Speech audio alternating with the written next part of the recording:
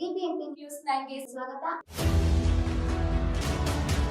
ಮೊದಲಿಗೆ ಮುಖ್ಯಾಂಶಗಳು. ಹಲಾಲ್ ಬಗ್ಗೆ ಮಾತಾಡಿದ್ರು, ಹಿಜಾಬ್ ಬಗ್ಗೆ ಮಾತಾಡಿದ್ರು, ಹಿಂಗೆಲ್ಲ ಮಾತಾಡಿದ್ರು. ನಾವು ಬಜೆಟ್ ಅಲ್ಲಿ ಬಿಜೆಪಿಯ ಕೇಂದ್ರದ ಮಾಜಿ ಸಚಿವರು, ಮಾಜಿ ಎಂಪಿಗಳು, ರಾಜ್ಯಾಧ್ಯಕ್ಷರು ಎಲ್ಲರೂ ಮುಸ್ಲಿಂ ಸಮುದಾಯವನ್ನ ಎಷ್ಟು ಕೆಟ್ಟದಾಗಿ ಮಾತಾಡಿದ್ರು. ಅವ್ರ ದೇಶಭಕ್ತಿನ ಕೇಳಿದ್ರು. ಅದ್ಯಾವುದೋ ದೇಶಕ್ಕೆ ಹೋಗಿ ಅಂದ್ರು. ಅವ್ರ ಅಜಾನ್ ಬಗ್ಗೆ ಪ್ರಶ್ನೆ ಕೇಳಿದ್ರು, ಪ್ರಾರ್ಥನೆ ಬಗ್ಗೆ ಪ್ರಶ್ನೆ ಕೇಳಿದ್ರು. ಅವ್ರ ಅಂಗಡಿಯಲ್ಲಿ ಏನು ತಗೋಬಾರ್ದು ಅಂತ ಕ್ಯಾಂಪೇನ್ ಮಾಡಿದ್ರು. ಹಲಾಲ್ ಬಗ್ಗೆ ಮಾತಾಡಿದ್ರು, ಹಿಜಾಬ್ ಬಗ್ಗೆ ಮಾತಾಡಿದ್ರು, ಹಿಂಗೆಲ್ಲ ಮಾತಾಡಿದ್ರು. ನಾವು ಬಜೆಟ್ ಅಲ್ಲಿ ಮೈನಾರಿಟೀಸ್ಗೆ, ಅವ್ರ ಮಕ್ಕಳಿಗೆ ಎಜುಕೇಶನ್ ಸಪೋರ್ಟ್ ಮಾಡಿದ್ರೆ ಇದೇ ಬಿಜೆಪಿಯವರು ರಾಜ್ಯಾಧ್ಯಕ್ಷರು, ವಿರೋಧ ಪಕ್ಷ ನಾಯಕರು ಇದು ಮುಸ್ಲಿಂ ಬಜೆಟ್ ಅಂದ್ರು.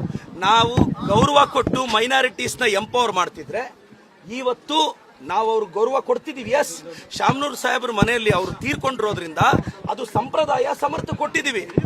ನಾನು ರಿಕ್ವೆಸ್ಟ್ ಮಾಡೋದಿಷ್ಟೇ, ಸಮರ್ಥ ಒಂದು ಹೊಸ ಜನರೇಷನ್ ಹುಡುಗ, ದಯವಿಟ್ಟು ಗೆಲ್ಲಿಸಬೇಕು ಅಂತ ನಾನು ರಿಕ್ವೆಸ್ಟ್ ಮಾಡ್ತೀನಿ. ಎರಡನೇದು, ಬಿಜೆಪಿ ಸ್ನೇಹಿತರು ನಮ್ಮ ಅಶೋಕಣ್ಣ, ವಿಜೇಂದ್ರ ಅವರು, ಯತ್ನಾಳ್ ಅವರು ಅವ್ರ ಚೇಲ ಕೈಯಲ್ಲಿ ಚಾಲೆಂಜ್ ಮಾಡಿಸಿದ್ರು. ನಾನು ಇಷ್ಟೇ ಹೇಳೋದು, ಅಣ್ಣ ಅಶೋಕಣ್ಣ, ಯತ್ನಾಳ್ ಸಾಹೇಬ್ರೆ, ಕಾಂಗ್ರೆಸ್ ಅಲ್ಲಿ ಹೊಸ ಜನರೇಷನ್ ಬಂದಿದೆ. ತೊಡೆ ತಟ್ಟೋವಾಗ ತೊಡೆ ಕೈ ಎರಡು ಕರೆಕ್ಟ್ ಆಗಿರುತ್ತಾ ಇಲ್ವಂತ ತೊಡೆ ತಟ್ಟಬೇಕು. ಇಲ್ಲ ಆಫೀಸ್ ಮುಂದೆ ಬಂದು ತೊಡೆ ತಟ್ತೀವಿ ನಾವು. ನಮ್ ಜನರೇಷನ್ ಜೊತೆ ಇಟ್ಕೊಳ್ಳುವಾಗ ಸ್ವಲ್ಪ ಯೋಚನೆ ಮಾಡಿ ಇಟ್ಕೋಬೇಕು. ದಾವಣಗೆರೆಗೆ ಬಾ ಅಂದ್ರು, ಪಾರ್ಟಿ ಆಫೀಸ್ ಹತ್ರ ಬಂದೆ.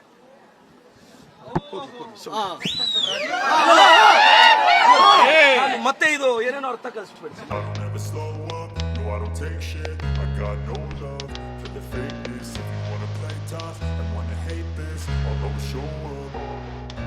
I don't ever slow up,